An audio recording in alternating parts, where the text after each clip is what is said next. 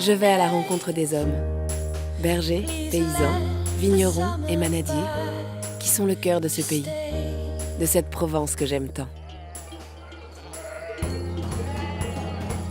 C'est Jean que j'ai choisi. Il est berger depuis près de 20 ans. Il est fort et simple, comme la nature dans laquelle il vit. C'est dans ses yeux que je lis cette force et cette simplicité.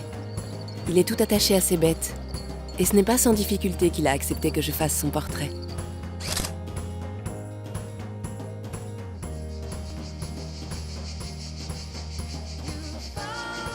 Chaque année, au printemps, les bergers rassemblent leurs troupeaux et les conduisent vers les Alpes toutes proches.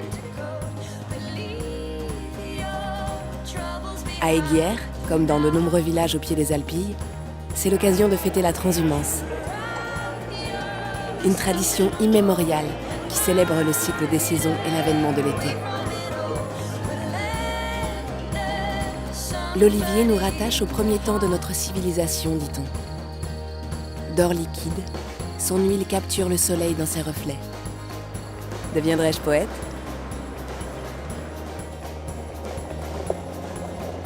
Allons voir ce qu'il invente avec la terre, l'arbre et le fruit de ce pays. On ne va pas les traiter là, au moment de la floraison.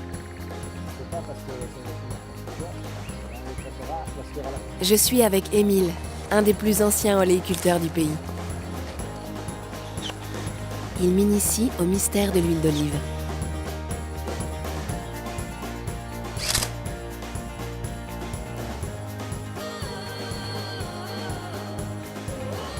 C'est ainsi qu'on produit ici, à la Fare-les-Oliviers et dans tout le territoire, des huiles traditionnelles aux arômes tantôt puissants, tantôt suaves, au goût inimitable. Oui, elle est douce, je vois ce que vous voulez dire. Des fruits et des légumes gorgés du soleil de Provence. Les sourires et l'accent qui se promène comme dit la chanson. Pour rien au monde, je ne raterai les marchés du pays.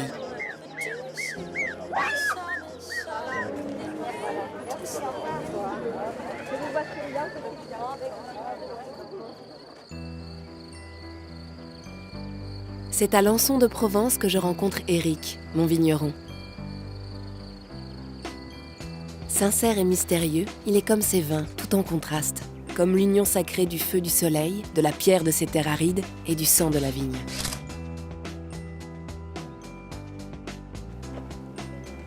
Ouais, une belle grappe. Ça c'est prêt, ça c'est presque prêt à vendanger. Vous voyez, par contre, après ce qu'il y a derrière, c'est qu'on a des grains un peu roses, tout ça.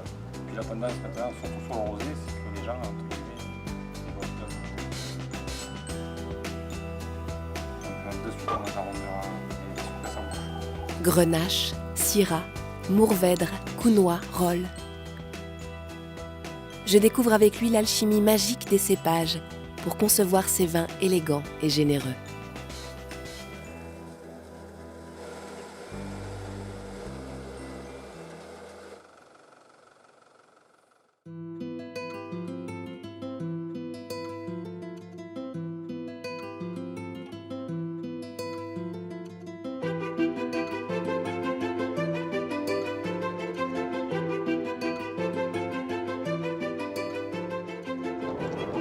Spectacle rare, j'assiste à la bénédiction des chevaux à Berlétan.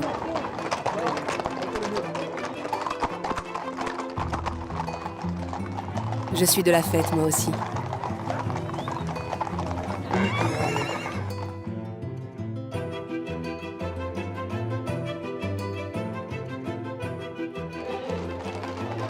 Comme chez sa cousine de Camargue, le cheval et le taureau sont les seigneurs de ce pays. Abrivades et courses taurines sont l'occasion de défier les taureaux et pour les plus téméraires, de montrer leur force et leur courage. Je me souviens que sur les fresques de l'île de Crète, on voit, 1000 ans avant notre ère, s'affronter hommes et taureaux. Et aujourd'hui, 20 siècles plus tard, j'ai capturé dans mon objectif un homme et son fils, messieurs Agu, manadiers de leur état, qui font profession d'élever et de conduire au jeu moderne ces redoutables bovins.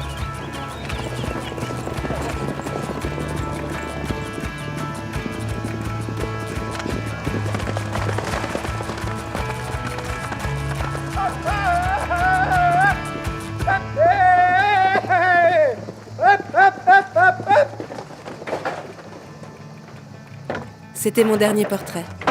J'ai l'air de plaisanter, mais je n'en menais pas large.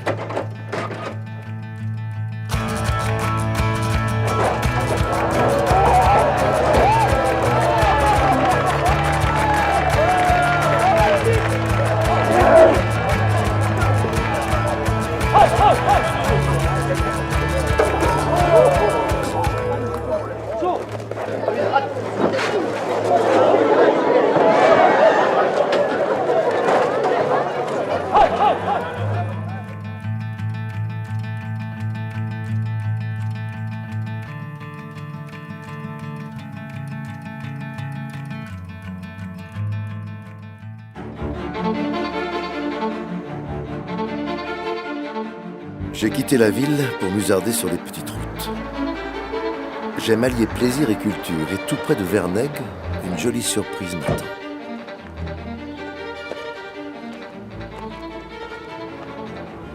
C'est la rencontre étonnante de deux civilisations.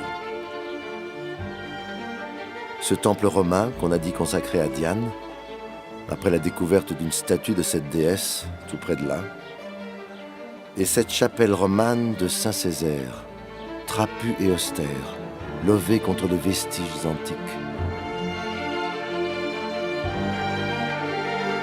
Avant de rejoindre Salon de Provence, je fais un petit détour pour admirer à Oron l'abbaye Saint-Pierre des Canons, où la noblesse de l'architecture se conjugue à la plus haute spiritualité. Depuis toutes ces années, c'est toujours avec une émotion particulière que je reviens dans la ville de Nostradamus. C'est un humaniste comme Rabelais, il exerce la médecine et soigne avec succès les maladies du temps, et même la redoutable peste qui ravagea Aix-en-Provence en 1555.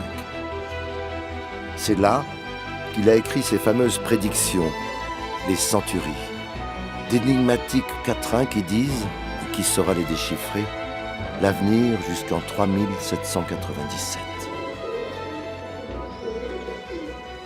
C'est aussi un apothicaire hors pair qui excelle dans l'art des confitures de plantes et autres fardements.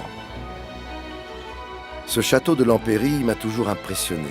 C'est une des plus anciennes forteresses de Provence, un lieu qui abrite une formidable collection d'art et d'histoire militaire. Un lieu incontournable et passionnant pour un historien comme moi. Mais je n'oublie pas de rendre hommage à l'autre grande figure de ce pays, Adam de Craponne.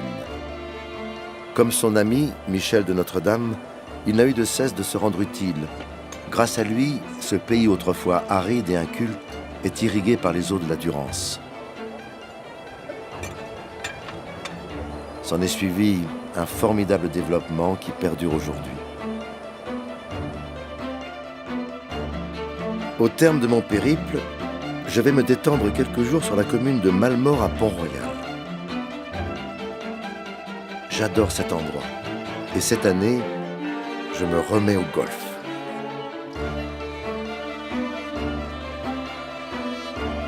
Eh oui, on peut être savant et sportif. J'en suis un bel exemple, non ?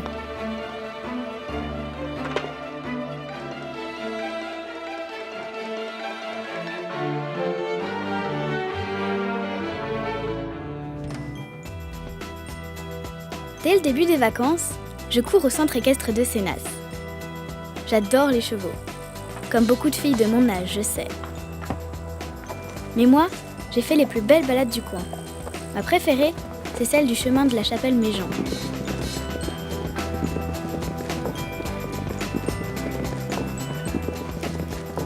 Les environs sont trop beaux. Il y a plein de châteaux. Celui de la Barbin est magnifique. Quand on le visite, c'est comme un voyage au temps des princesses. On rentre dans la galerie. C'est la plus grande pièce du château, la première que les enfants vont voir en arrivant. C'est pour ça qu'elle est ici.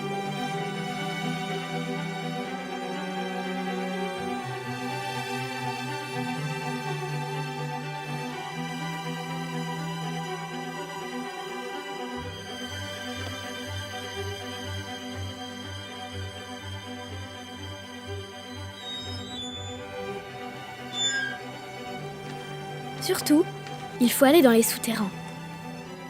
Même si ça fait un peu peur, c'est drôle.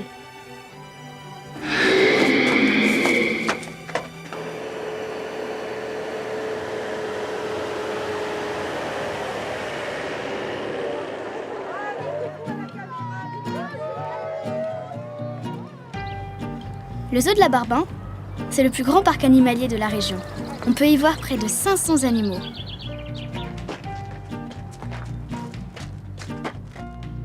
C'est incroyable! On peut même voir les animaux de près.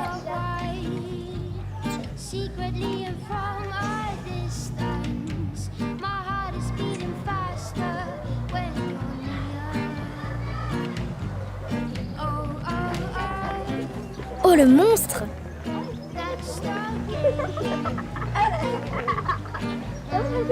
C'est très impressionnant, non?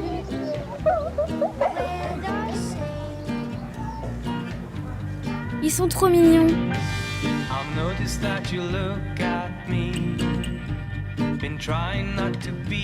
Ici, il y a toujours plein de choses à faire. On s'amuse bien. On va à la piscine avec les copines à Charleval. On peut aussi faire de l'acrobranche.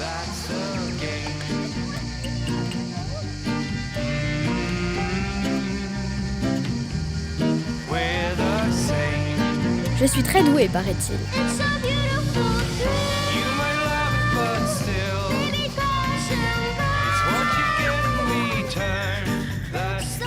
Et puis l'été, il y a des fêtes dans tout le pays.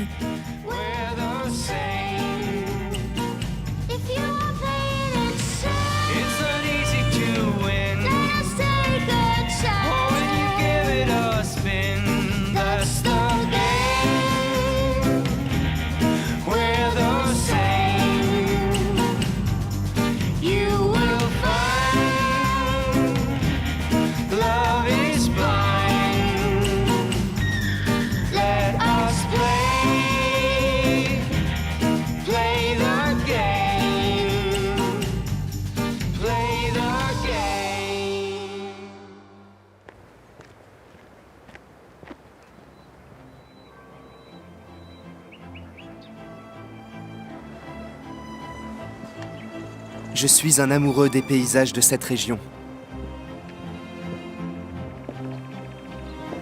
Ce que j'aime par-dessus tout, c'est arriver seul au sommet et laisser l'émotion monter.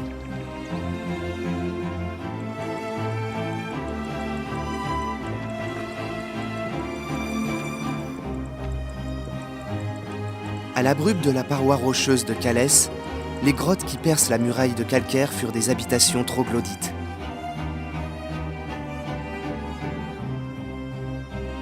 Quelle existence pouvaient mener les hommes qui vivaient là?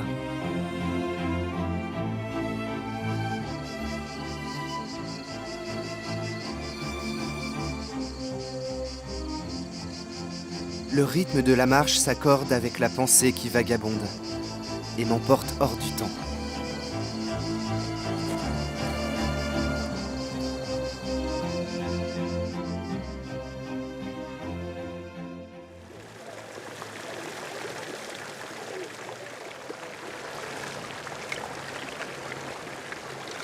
Je trouve que c'est à pied que l'on profite au mieux du charme de ces villages provençaux. C'est une sensation inoubliable.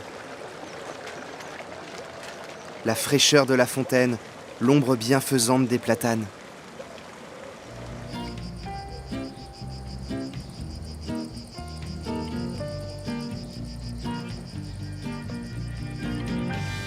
Je vais de découverte en découverte.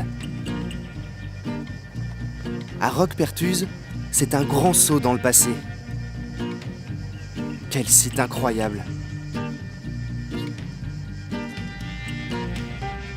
Il faut s'imaginer qu'il y a des siècles, nos ancêtres les Gaulois vivaient ici. C'était une grande ville commerçante.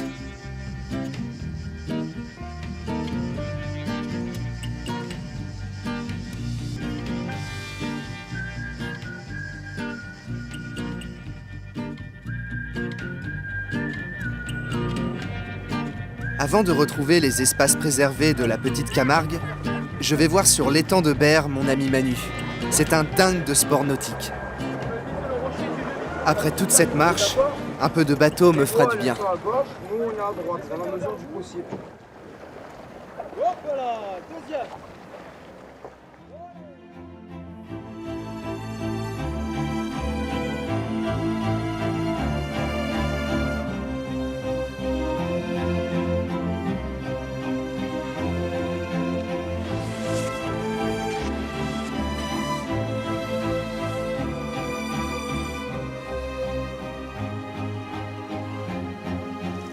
La petite Camargue est un espace très protégé qui abrite une foule d'espèces d'oiseaux.